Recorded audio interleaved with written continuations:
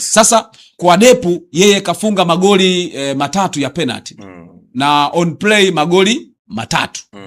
Sasa ukiangalia hao magoli matatu, Mosi Ndoumwe yeye amefunga kwenye on play magoli 9. Okay. Wakiwa na usawa wa michezo na kuingia kwenye dirisha dogo. Manake hicho ndicho ambacho Yanga wamekiona kimewavutia sana kumpata mchezaji. Kwa taarifa ambazo niko nazo za ndani kabisa, Mosi Ndoumwe dirisha kubwa ataingia Yanga, Depu anaenda Singida.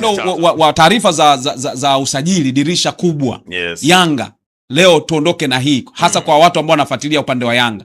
Wamfuatilie mtu anaitwa Mosi Ndoumwe. Huyu ni moja kati ya mashine ambazo zinatoka hapo tu. Yani Singida na Yanga kuna ukaribu wa kutembeleana. Kwa hawa watu kuna namna ambavyo nimezipata taarifa.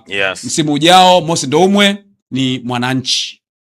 Taarifa hizo nimeambiwa unazo za ndani kweli kweli, na unazo taarifa za uhakika juu ya mabadilishano ya wachezaji kwenye klabu mbili ambazo zote zinacheza ligi kuu ya soka Tanzania bara, kwa maana ya Singida Black Stars pamoja na klabu ya Yanga. Mimi nafikiri ni wakati wako sasa kutujuza nini hasa ambacho kinaendelea kwenye kabati lako. Zimefika taarifa gani za ndani kweli kweli juu ya haya madili ambayo yanatakiwa kutokea ndani ya siku chache kuelekea dirisha kubwa la usajili?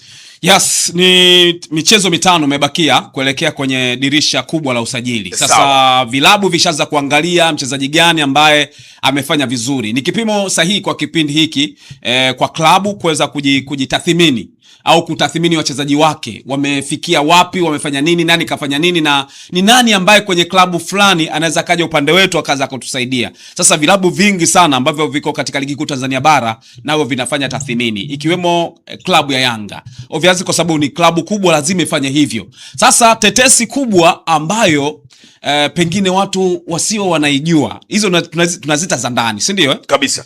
Stories za ndani kabisa ni kuhusiana na anaitwa Mosi Ndoumwe.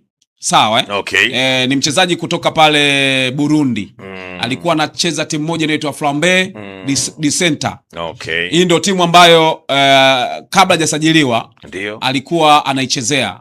Na Singida Black Stars walicheza mchezo wao wa kwanza kwenye ligi ya mabingwa kwenye shirikisho na timu ya Flambeau ambayo inatoka pale Burundi. Ndipo ambapo walimuona huyo mwamba kabisa, Mosi, anaitwa Mosi Ndoumwe. Yes. Ni moja kati ya wachezaji ambao wameingia Singida Black Stars kwenye dirisha dogo. Ni mchezaji ambaye hazungumzwi, ni kwa sababu tu nisikize vizuri, ni mchezaji ambaye hazungumzwi ni kwa sababu tu yuko kwa Walima Alizeti pale Singida.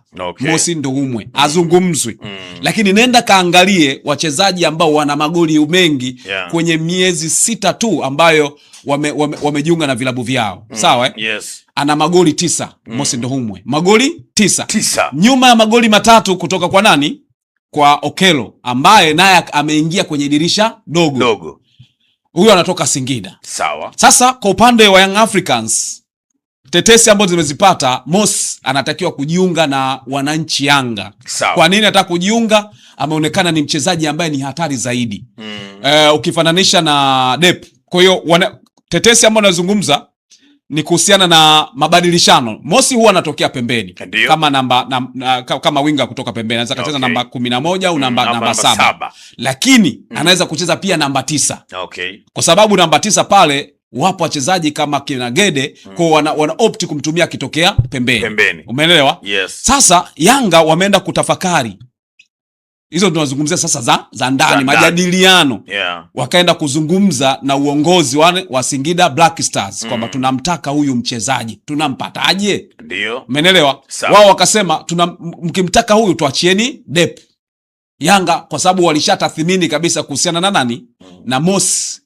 Umeelewa? Na ubora wake, wakasema tunataka kumtumia kama namba 9, yani pale ambapo anakaa Depu, Mosi anakaa. Umeelewa? Anaweza katokea pia pembeni. Kwa hiyo Yanga wana kitu ambacho ndio kukipata ambacho kina thamani zaidi ya kile ambacho wako nacho kwa Depu. Kwa sababu Depu mpaka sasa hivi ana magoli 6, si ndio? Lakini katika magoli 6 mimi binafsi ambaye huwa naamini, sitaki watu wengine waamini kama mimi ninavyoamini. Goli la penalty ni nusu ya goli la mtu ambaye hajatumia nguvu kubwa. Si kama unaelewa? Na kupata uzuri. Yaani penalty hata wewe ukombe bwana penalty hapa. Yaani una 50% ya kufunga ile goli. Sawa. Lakini unaweza kuongezewa 10% kafika mpaka 80 ya kushinda. Yaani yule mpiga penalty anakuwa 10% karibia 80 za kushinda, lakini kuanzia 50 kwenda juu. Yeah. Golikipa ndo ana nafasi ndogo sana ya kuokoa ule mchomo wa penalty. Okay. Ndio maana golikipa kama akiokoa mchomo wa penalty anaonekana ni bora kuliko mpigaji. Umeelewa? Yes. Sasa kwa Depu yeye kafunga magoli 3 ya penalty. Na on play magoli 3. Sasa ukiangalia hao magoli 3, Mosi Ndoumwe yeye amefunga kwenye on play magoli 9.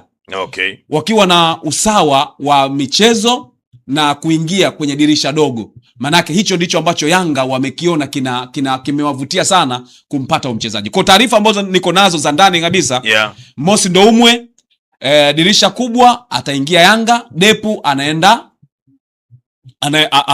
Singida Black Stars. Okay. Mwingine ni Imoro. Okay. Ibrahim Imoro. Huyo ni mchezaji huwa anatumika kwenye winga ya kushoto. Beki wa kushoto. Yes. Tukumbuka kwa maana ya Imo alikuwa ametokea, huyo ni mchezaji kutoka Ghana. Umeelewa? Ni mchezaji Ghana ambaye kabla hajajiunga na Singida Black Stars alitoka Al Hilal ya Sudani. Singida Black Stars wakaenda kumfata pale Al Hilal ya Sudani. Ni mchezaji ambaye ni mchezaji mzuri sana kutoka pale nchini Ghana. Singida ambao alimpata. Yes. Lakini alivyokuwa ameingia pale Singida Black Stars akapelekwa Mtibwa Sugar.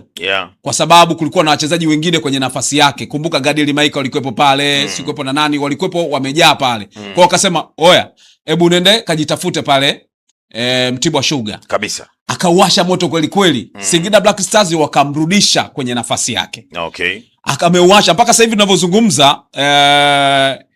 Ibrahim Imoro ana magoli 3 na assist 4. Yaani kahusika katika magoli 7 akiwa Singida Black Stars.